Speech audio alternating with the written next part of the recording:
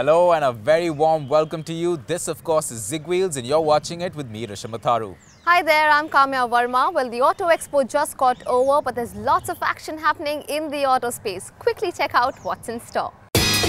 This week, Toyota kicks off 2012 with all new iterations of their already successful models. Adil catches up with 2010 MotoGP champion Jorge Lorenzo and gear up for burnt rubber because Ian King is in town. Well, now that you know what's in store, let's quickly dive into things. Rishabh, you were recently in Bangalore checking out Toyota's new lineup, weren't you? Yes, I was, Kamya. Toyota's new lineup for 2012, of course, includes new iterations for their Fortuner and their premium multi-purpose vehicle, the Innova. Of course, we have the scoop on that. Check it out.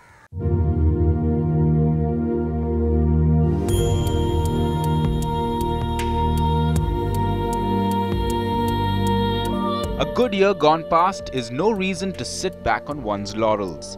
And that case seems to hold water when it comes to ZigWheels Car Maker of the Year, Toyota.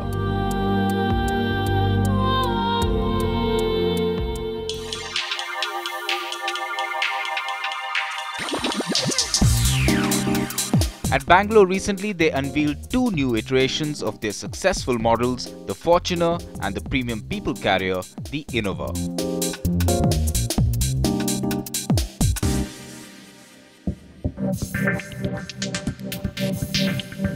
For now, let's turn our attention to the Fortuner.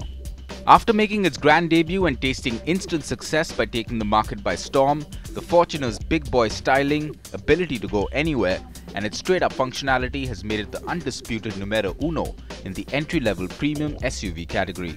But in spite of all that, the Fortuner did have to deal with a few niggles, mostly around its interiors, exterior looks, and the need for an auto box.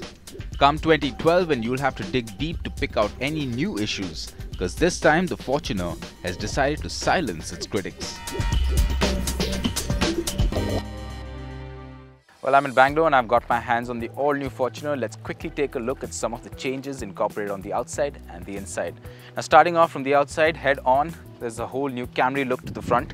There's clear high-intensity discharge lamps right here, flanked by an all-new redesigned fog lamp set, along with the air dam that's slightly redesigned with a wider look. Of course, what's also there is the wider bonnet scoop over here, the air intake. And these minor changes pretty much sum up the front end of the car. Moving on to the side, there's a slightly redesigned wheel arc, along with the side step that has been slightly modified for this particular version. The rear arc also incorporates the same changes on the front. Now moving to the back, there is a new redesigned rear tail lamp cluster, a new garnish for the Fortuner's rear end, and that pretty much sums up the changes on the outside. A couple of cosmetic changes, but the real feature changes of course are on the inside of the car. So let's quickly take a look at what's changed on the inside. Now on the inside is where the Fortuner sees a couple of new features. Well, most of all, sitting right here at the cockpit, you'll notice the new wide-bodied horizontal flow dashboard that now incorporates wooden inserts over here, along with a new touchscreen audio system that also has Bluetooth, auxiliary and USB inputs right over here.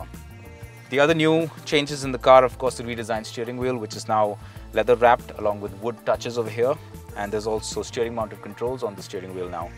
And what's also new is the Optitron dials. Better visibility in the night, much easier to read.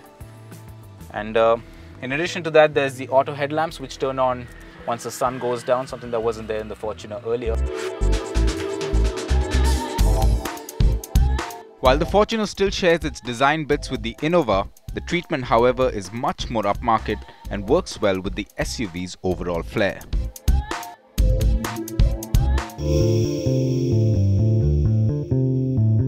Look under the long hood and you won't notice much of a change. There's still the 3-litre D4 diesel engine doing duty. But for those looking to set themselves free from the chore of changing gears, depending on how you see things, there's a bit of a choice. Thanks to two new variants. There's now a 4x2 manual and an automatic version. The full-time 4x4 model will also continue as before. The 4-speed automatic may not possess the numbers or sophistication on paper, but it does offer decent drivability with some smooth shifting. While overtaking, the gears kick down quickly, but for high-speed cruising on the highway, it does leave a little to be desired. Prices will hit 20 lakhs for the 4x2 manual, 20.7 lakhs for the 4x2 automatic, and just under a shade of 21 lakh for the 4x4 manual.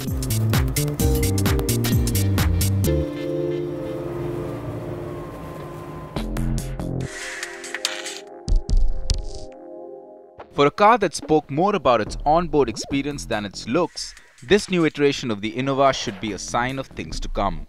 There's no doubt, when it comes to the ultimate multi-purpose vehicle on Indian roads, the Innova stands as second to none.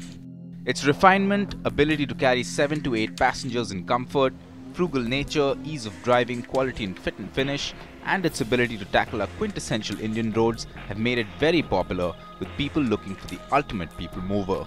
While it checked the list on literally every other factor, the looks department was a topic of discussion. It will continue, but this time with more positive connotations.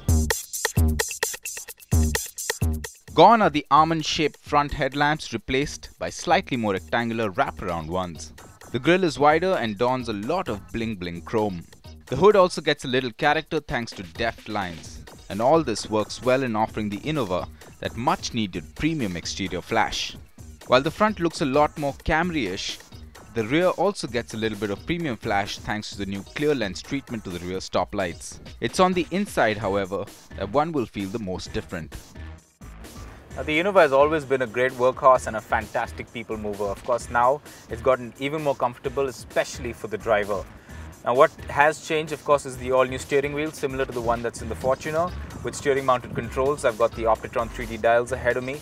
And the biggest change, of course, is in the entertainment console. What has changed is the introduction of a nice touchscreen audio system with USB, Bluetooth and aux-in facilities, similar to the one that we just saw in the Fortuner just a little while back.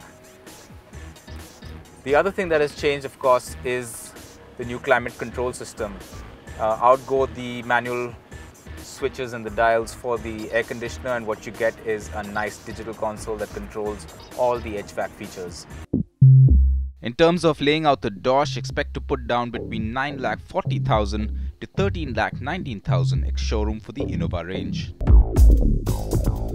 Any which way you look at it, both the Fortuner and the new Innova should not require its clientele to need much convincing. In fact, with all the new bits, it'll only mean making that decision easier.